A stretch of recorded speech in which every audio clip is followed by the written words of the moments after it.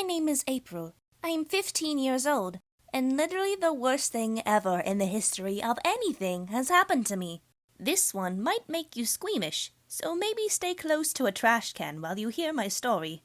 Have you ever heard the old tales that every year you swallow or eat so many spiders in your sleep?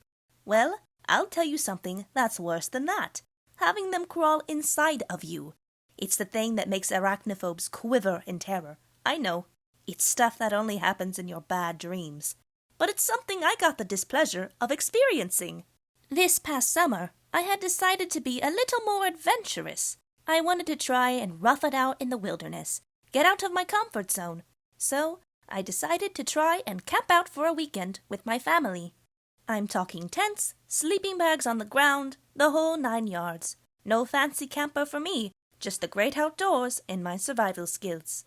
It was a great weekend, really it was.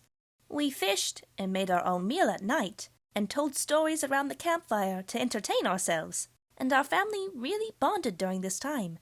It was kind of nice to not be staring down at a screen for a weekend and really just see the world.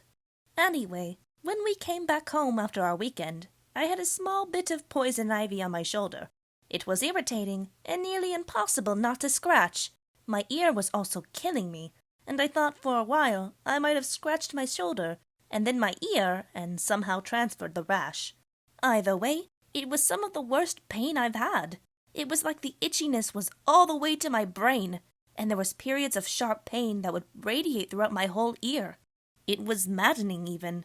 I looked crazy enough when I was beating on the side of my head while shaking it to try and relieve some of the irritation. A few days went by, and the itchiness just seemed to get worse, and I told my mother I simply couldn't handle it anymore. She was a practicing registered nurse, so she decided that instead of immediately going to the doctor, she would take a look. She grabbed a light, pulled my ear down a bit by the lobe, and peered inside. After a few seconds, she jolted back and dropped the tool she had been using to look inside. She looked a little pale, and that did nothing to reassure me. She told me simply to grab my shoes, get a jacket, and that we were going to the hospital. That unsettled me even more than the way she reacted. So I got ready to go, and my mother hastily grabbed her keys and ushered me to the car. I remember sweating and freaking out internally the whole ride there. She wouldn't tell me what she saw or how bad it was. I was a nervous wreck by the time we got there, and I could feel my knees shaking as I sat in a seat to wait. It was pretty empty in the emergency room, so I was grateful that I would probably not be waiting there for hours like some people do. My mother went to talk to the lady at the table to give my information and tell her whatever she had seen, I guess. They called me back soon enough, and I was soon sitting on an exam bed while a nurse took my information on a computer. A little while later, a doctor came in with a syringe of some sort that didn't have a needle. An irrigation tool, my mother said, to flush things out of places.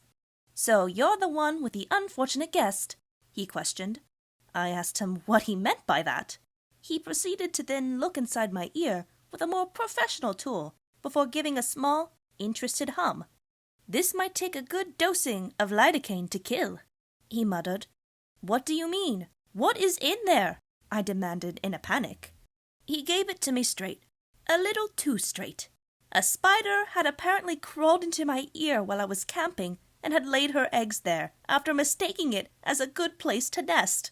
I was then screaming, full-on panicking and crying for him to get it out.